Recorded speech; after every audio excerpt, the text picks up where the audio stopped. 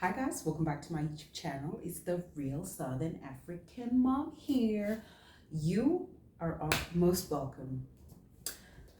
So today I am going to be sharing with you guys, this is like a Mommy Mondays Vlogtober kind of something. Remember when I wanted to do the Mommy Monday series and then that just fell through the cracks? Girl, my life is crazy and it's difficult for me to be consistent sometimes, but I really want to just share some of my experiences, things that I think that somebody might benefit from. So today I'm going to be sharing with you guys the things that I think are important for you to maybe be aware of or practice as a stepmom. I am a stepmom to some lovely individuals. So I would like to share with you what I did. Maybe I was fortunate enough to have stepkids that are a little bit older, that can understand, that have their own thing going on, which is a good thing. So yeah, school going age, but independent, if you know what I mean. So the first thing that I want to share, girl, I can't find my notes. Okay, so the first thing that I want to let you guys know is you need to know your place. That is number one. 101 step parenting, you need to know your place. You are not the parent. You're not mom. You're not dad. You're not auntie. You're not uncle. You are just you coming in to figure out and be supportive to your partner and also to these kids, but not really as a parent. You are not the parents and you will never be. You cannot replace the parent that was there or is there. So just take it easy, like know your place and just be easy, like literally be easy. Okay, that's what I did. I did not come in as mom, I did not come in as dad. I did not ask for them to be like, hey auntie this, auntie to be their aunt. And I just let the relationship flow, the relationship grow, and let the kids dictate the pace so that they just get to know who you are as a person and just let things flow from there. So what I did was their dad introduced me as like auntie this, just to be like respectful, right, in the African culture. And then that first introduction, I was like, no, there's no need for them to call me like auntie whatever, or auntie or aunt or whatever. I just literally told them what my name was, and I said that it's okay, you guys can actually call me this. But at some point, it just switched to auntie, and now if you are African, you know we call each other like Shona, it's my XYZ, you know, umama ka ningi dingi ningi, you know, that sort of thing, like the mother of, because now I have a child, their brother, their little brother. So that's what they call me by, either that or it's auntie. But it was their choice. It wasn't like, you know, yeah. Let the parents discipline and punish. Um, like, okay, I'm not saying like when a child is about to poke their finger through like an electric whatever, like PowerPoint, then you just let them do it, let them harm themselves. You don't, I'm not talking about that. I'm talking about real issues, real things. You don't want them to hate. You're not the disciplinarian. Let the dad discipline them. Let the mom discipline them. Know your place. Because sometimes as a step parent, like if you're going to discipline, it might not be taken as you're doing it out of love, or you're even your partner might feel like, I think you're a bit too harsh. But if you were to evoke the same punishment on your own biological child, it might be taken differently. So I don't punish.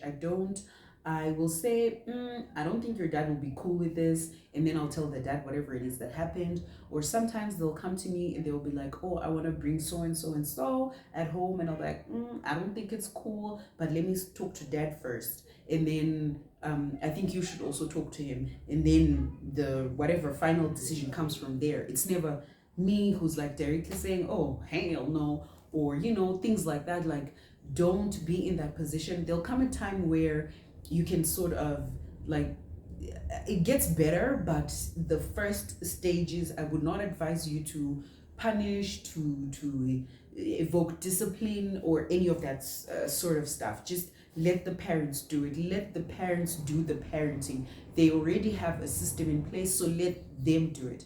Unless if your partner says, okay, these are the boundaries, this is what you're allowed to do, then you do it. I do the same thing even with like sleepovers, friends, trips. I'll be like, okay, this is what you want to do, I'll talk to dad. This is what you want to do, let me ask dad. Have you spoken to dad? That sort of thing.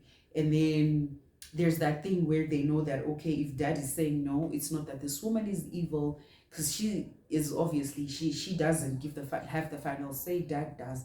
So it's never really you, because you always want to protect your space, and it's such a delicate relationship, so you always want to maintain the right sort of balance. Third thing is, don't ever talk about mommy or daddy. Even when you know that these two people are arguing over whatever the child did or whatever the child said, or there's a certain issue that they're not agreeing on, or maybe your partner has come to you and said, oh no, the mom is doing this and I don't like it, or maybe it's the dad that the mom that has come to you and said XYZ. Don't ever talk about the parents. Do not address any issues or feelings that you might have, that the ill feelings you have towards the other person, your partner's former partner. Don't ever say it, because it'll ruin your relationship with your stepkids. Whatever you feel, however you feel about it, or however you feel about mommy, however you feel about daddy, it is not your place to address these issues when the kids can hear, or when they're in earshot, or to them. You don't talk about mommy, you don't talk about daddy. The least you can do is, how's mom, how's dad? Oh, okay, she's not feeling well, oh, that's sad. Or have you called mom? Or in my case, when my stepdaughter is like, she wants to do A, B, C, D, or her hair, or it's got something to do with her friends, I always ask, have you spoken to mom? Did you ask mom? Or she'll want us to do something, or I'll be like, have you spoken to mom? Or wait until you talk to mom and dad. That's what I do. So it's always best to just don't. I have notes here in my diary. So what I was trying to say when I say do not be the authoritative figure, do not impose, do not come in as mommy, and don't ever tell yourself because the kids like you that they prefer you over their mom or their dad. Because remember, kids of divorce have a habit, not a habit, but they can develop a habit of manipulating the situation, because they know the parents where they don't get along, and they know what they can get from mom, they know what they can get from dad, and they know how to push their parents' buttons. So sometimes they might come to you as like, oh, you're the best mommy, or you're the best this and you're the best that. Don't ever think that you are, and don't come in as like, I'm your mommy, so this is what I'm gonna do, let's do this, let's do that. You are not. Let your partner be the authoritative figure in the relationship with the kid. When the kids are over at your house, and when their mom is the authority figure. Like, don't try to replace any of the parents. I guess this goes hand in hand with what I said initially, which is you have got to know your place. You have got to know your place, that you're never ever, otherwise you're gonna, like, someone said that step parenting is the one job that has no thank you, because you might go out of your way to make sure that the kids are comfortable. They'll ask you for favors, and you'll push and call for favors so that these things are delivered to them, things are done for them. Or maybe their dad or their mom doesn't want to do certain things, and you come in as a step parent and you're like, no, but babe, I think you should do this for the child, you should do that for the child. And you might never get a thank you. They'll just think it's my parents who did it, or you did it because you're with my dad, or you did it because you're with my mom. So you might not get the same rewards you might get when you do those things for your own kids. So just so be easy with yourself, because if you come in as mom and you're going out of your way, I'm not saying that you don't love and go above and beyond, but I'm just saying, like, when you do it, just do it because you're doing it and you're being supportive to your partner when it comes to being a support system for the kids.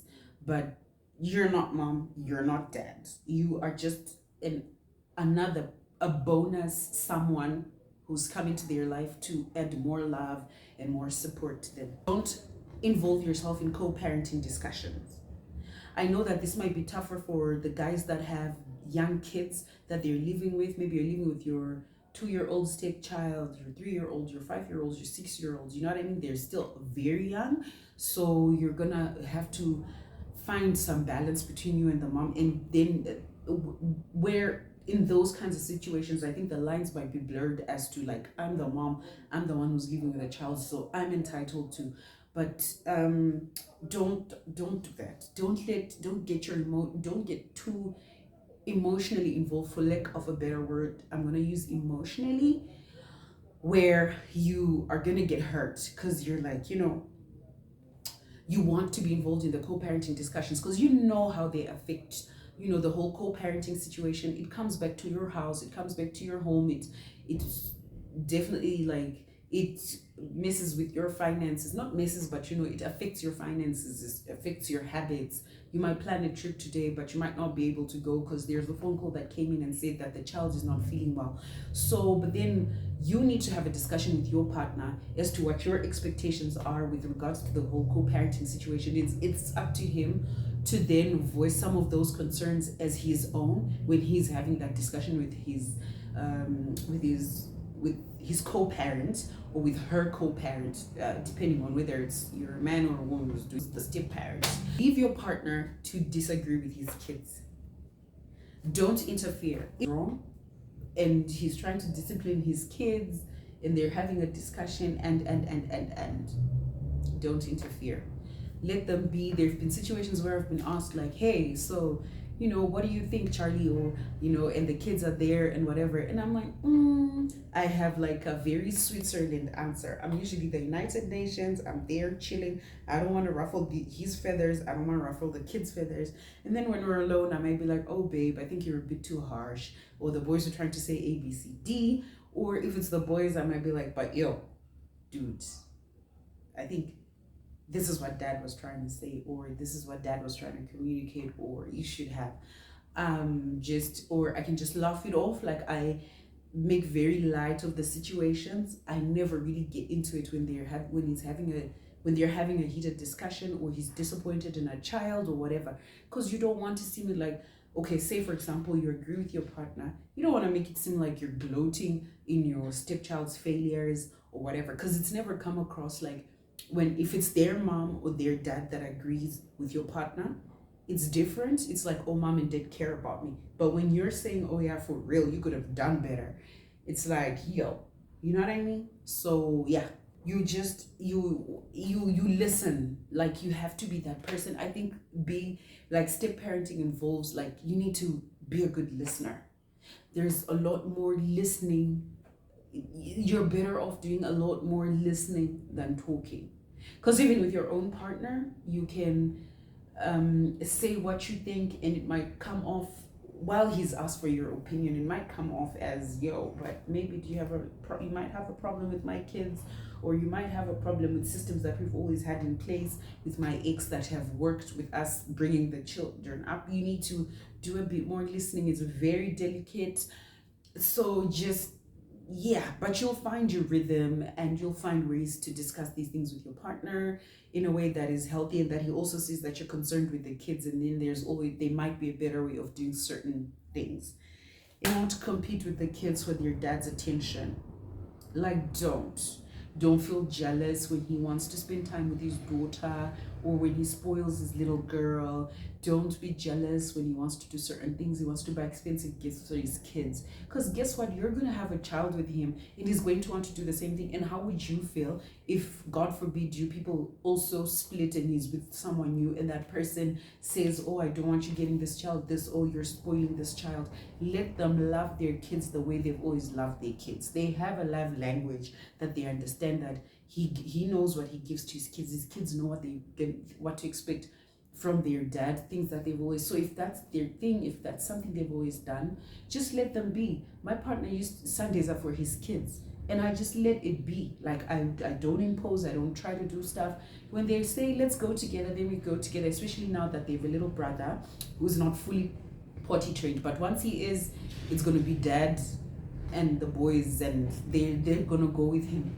But for now, I just let him spend time with his kids. Like Sundays, they go out. He takes them out for lunch or dinner. If they want to go go-karting or whatever, they go with their dad. I don't interfere with that process. I'm okay with it. I don't get jealous that this one got a brand new phone, that one got a car. It's his thing, it's their thing, so whatever.